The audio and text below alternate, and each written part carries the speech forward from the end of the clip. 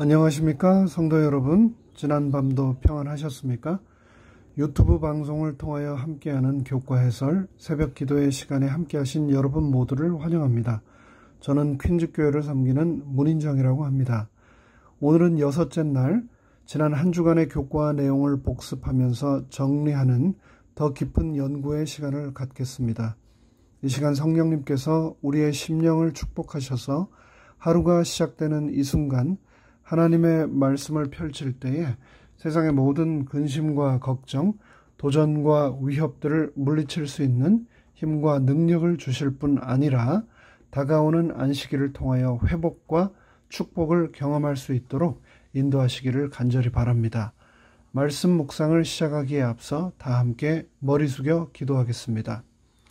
하늘에 계신 저희들의 아버지 하나님, 지난 한 주간 찬양하는 삶이라고 하는 제목으로 빌립보서와 또 여호수아, 또 시편, 사도행전, 또 역대하의 말씀을 통하여 우리 삶 가운데 친히 말씀하여 주셔서 너무나 감사합니다. 주신 이 말씀대로 찬양하기를 결코 망각하지 않는 우리가 되도록 축복하여 주시고, 이 시간 특별히 성령님을 우리에게 보내주셔서 그 음성을 뚜렷이 듣고 또 하루를 시작하는 축복을 맛보게 하여 주시옵소서. 예수님의 이름으로 기도합니다. 아멘. 여러분은 찬양을 좋아하십니까? 좋아하신다면 어떤 찬양을 좋아하시나요? 저는 찬양을 참 좋아합니다. 그런데 사춘기, 변성기 때 목을 잘못 사용하여 성대가 많이 상하였습니다. 그 후로 친구들이 목소리가 허스키하다고 놀리곤 했는데, 그런 영향으로 저도 모르게 노래하는 것을 기피하게 되었던 것 같습니다. 그렇지만 여전히 혼자 있을 때 마음속으로 늘 즐겨 부르던 찬양, 그리고 지금까지도 자주 부르는 찬양이 있는데 373장 이 몸의 소망 무엔가라는 찬미입니다. 특별히 후렴에서 주 예수 나의 반석 되시니 그 위에 내가 서리라 라는 구절을 부를 때마다 예수님께서 흔들리는 세상에서 나의 반석이 되어주시겠다 하시는 그 약속이 더 큰 확신으로 다가와 가슴이 뭉클해지곤 합니다. 목회 방문을 하다 보면 가정에서 예배를 드리곤 하는데요. 집 주인들께 시작하면서 좋아하시고 즐겨 부르시는 찬양이 몇 장이시냐고 물어보면 선뜻 대답을 못하시고 한참을 머뭇거리시는 경우가 있곤 합니다. 또 장례를 치를 때 유족들에게 고인께서 생전에 가장 자주 즐겨 부르시던 찬양이 어떤 찬양들이었느냐고, 그래서 장례 순서에 그 찬양을 다시 한번 할 수 있도록 순서에 넣겠다라고 여쭈는데 유족들께서 대답을 못하시는 경우가 가끔 있곤 합니다. 어쩌면 그런 경우들에서 그분들께서는 찬양을 자주 하지 않으셔서 바로 말씀을 못하셨는지도 모릅니다. 그런데 반대로 찬양을 좋아하시는 분들, 좋아하시는 찬양, 즐겨 부르시는 찬양을 여쭐 때 그런 분들께서는 바로 대답하시는 그런 성도님들께서는 고인이 되신 분의 유족들에게 여쭈었을 때도 고인께서 늘 즐겨 부르시던 찬양을 여쭐 때 바로 대답하는 그런 유족들은 그렇지 않은 가족들과 분위기가 확실히 틀림을 여러 번 느꼈습니다. 그럴 수밖에 없겠죠. 사실 너무나 당연한 이야기입니다. 우리가 인생을 살아갈 때 힘들고 어려운 순간, 찬양이 있다면 그 순간을 훨씬 잘 극복할 수 있습니다.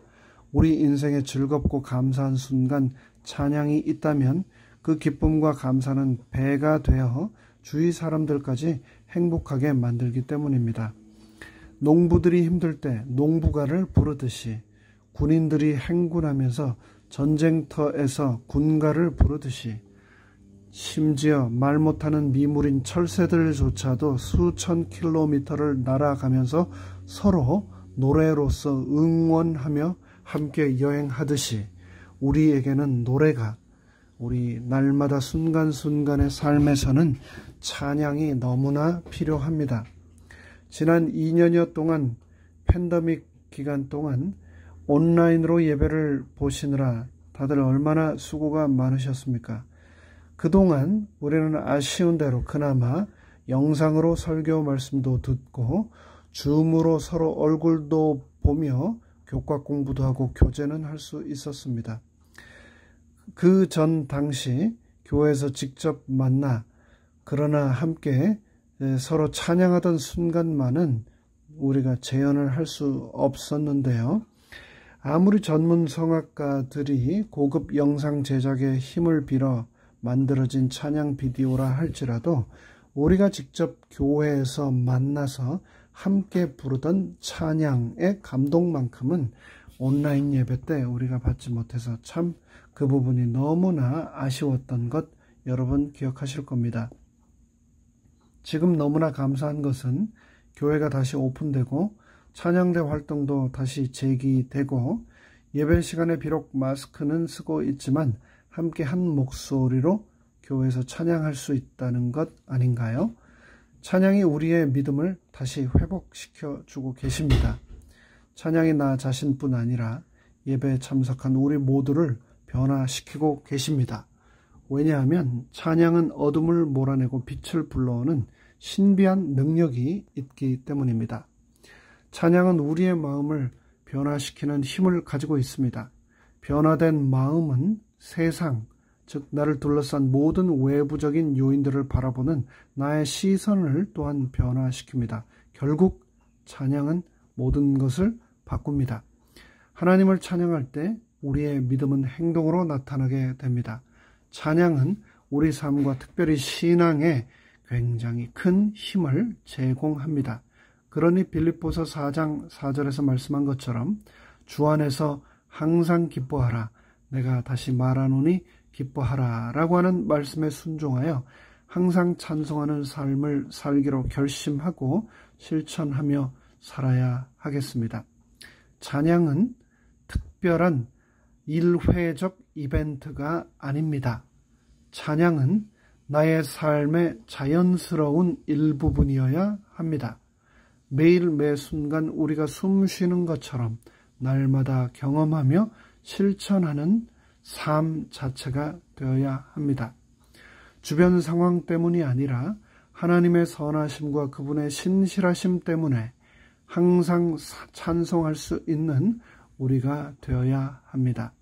우리가 그렇게 하기만 한다면 바울과 실라처럼 나를 감싸고 있는 모든 나의 인생의 빗장과 감옥의 문들이 열리게 될 것입니다. 비록 절망의 상황에 처한다 해도 찬양을 통하여 하나님의 뜻을 발견하게 될 것입니다. 우리가 드리는 찬양은 수천 년 전 여리고성을 무너뜨렸던 것처럼 나의 삶을 둘러싼 모든 벽들을 무너뜨릴 것입니다. 나의 찬양이 나의 운명뿐 아니라 나와 함께한 사람들의 영원한 운명도 바꿀 수 있다는 사실을 우리는 성경을 통하여 확인하였습니다. 바울과 실라의 찬양이 다른 죄수들과 간수들을 구원으로 인도하지 않았습니까?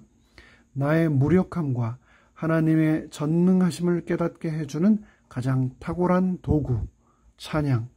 그 찬양으로 여호사밧은 군인들을 진군하게 함으로 하나님께 대한 그의 믿음을 나타내었습니다. 믿음의 찬양은 그와 같이 우리의 희망과 용기와 믿음을 증가시킵니다. 교과책 132쪽에 있는 치료봉사 253쪽의 말씀을 읽겠습니다. 우리의 마음과 입술을 길들여서 비할 데 없는 사랑을 베풀어 주신 하나님을 찬양하자. 우리는 우리의 심령을 길들여서 소망을 갖게 하고 갈바리의 십자가에서 흘러나오는 빛에 거해야 한다. 우리는 하늘 왕의 자녀들이며 만군의 여호와의 아들과 딸이라는 사실을 결코 잊지 말자. 하나님께 말없이 순종하는 자세를 유지하는 것이 우리의 특권이다. 금방 읽은 치료봉사의 말씀은 찬양은 내 삶 속에 빛을 뿌려준다 라고 말하고 있는데요. 내 인생에 그늘이 있다면 찬양을 통하여 그 어둠을 물러내야 한다라고 말하고 있습니다. 이어지는 교회정원 2권의 말씀도 다음과 같이 말합니다. 그대들이 흑암에 빠질지라도 그분을 찬송하라. 시험 중에도 그분을 찬양하라.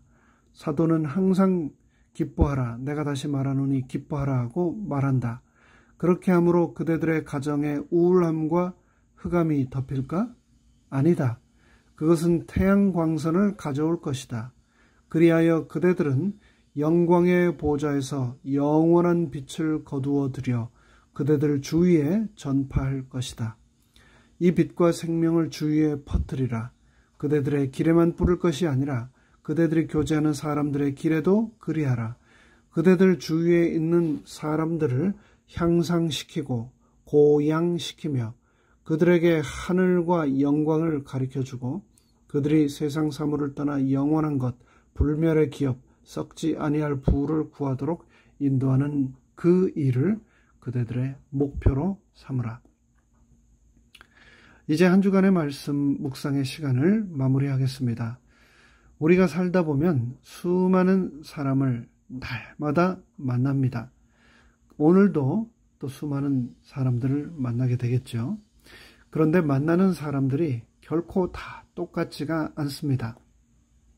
어떤 사람은 만나고 나면 내가 힘과 용기를 얻는 그런 사람이 있고, 또 어떤 사람은 만나고 나면 내가 도리어 방전된 배터리처럼 나의 모든 힘을 다 쏙 뽑아내어가 버리는, 힘이 쏙 빠져버리는 그런 사람도 있습니다.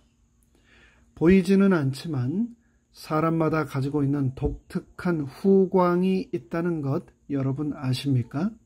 아무 말 하지 않아도 함께 있는 것만으로도 그 사람의 존재만으로도 주변이 밝아지게 만드는 사람이 있고, 또 반대의 사람도 있습니다. 그 모든 차이는 과연 어떻게, 무엇이 그런 차이를 만들까요? 그것은 아마도 삶의 빛을 가져다 주는 찬양을 삶의 일부로 살아가는 사람과 그렇지 않은 사람의 차이가 아닐까요? 습관을 만드는 것은 사람입니다. 하지만 그 습관이 결국 또 사람을 만듭니다. 결국 습관에 의해 사람은 꼴지워지고 정의되어집니다. 우리가 만들어야 할 가장 소중한 습관은 그렇다면 어떤 습관일까요? 저는 바로 찬양의 습관이라고 생각합니다. 그러한 찬양의 습관을 만들기 위해서 어떻게 해야 할까요? 사람은 환경에 지대한 영향을 받는 존재입니다. 찬양을 나의 습관, 나의 삶의 패턴으로 만들기 위해서는 나 자신을 끊임없이 찬양의 자리에 가져다 놓아야 합니다. 찬양이 있는 예배의 자리에 나 자신을 가져다 놓아야 하고, 찬양을 연습하고 또 그렇게 준비한 찬양을 하나님께 돌리는 찬양대의 자리에 나 자신을 가져다 놓아야 합니다. 기도회의 자리에, 또 말씀 연구의 자리에 나 자신을 끊임없이 가져다 놓음으로 그 시간마다 퍼지는 찬양이 내 삶 속에 흠뻑 머금고 향기가 배이도록 하십시오. 나의 입술의 모든 말과 나의 마음의 묵상이 주께 연락되기를 늘 잊지 않고 삶의 모든 순간마다 찬양하는 삶을 삶으로 우리 인생의 생명의 빛 되신 예수님이 언제나 충만하시기를 간절히 바라며 한 주간의 모든 말씀 묵상을 마칩니다. 감사합니다. 다 함께 머리 숙여 기도하겠습니다. 하늘에 계신 하나님 아버지, 찬양하는 삶이 얼마나 필요하고 얼마나 중요하며 얼마나 파워풀한지 성경 말씀을 통하여 지난 한 주간 저희가 다시금 확인하고 깨닫고 또 이 순간 찬양하는 삶을 살기로 결심하게 해 주셔서 감사합니다.